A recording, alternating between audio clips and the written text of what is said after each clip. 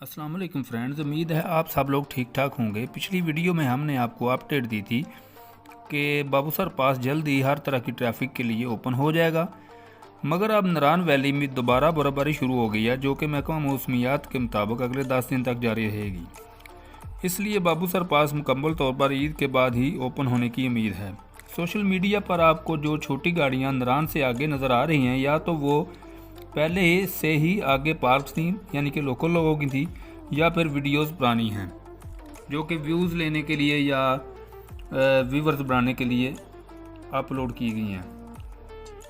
असल में जो नरान से पहले लंबी पट्टी ग्लेशियर है, जो आप इस वीडियो में भी देख सकते हैं, वहाँ से ही छोटी गाड़ी का बगैर चेनों के क्रॉस करना मुश्किल है।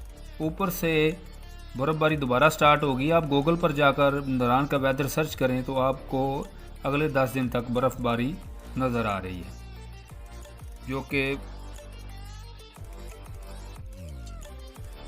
अगर आजकल आप रमज़ान में ज़्यादा ठंडे रोज़े रखना चाहते हैं तो आप नरान का विज़िट कर सकते हैं, लेकिन ये सब चीज़ें ज़हन में रख कर जाएँ कि उधर रोड कंडीशन जो है वो ये आप इस वीडियो में देख सकते हैं ऐसी है।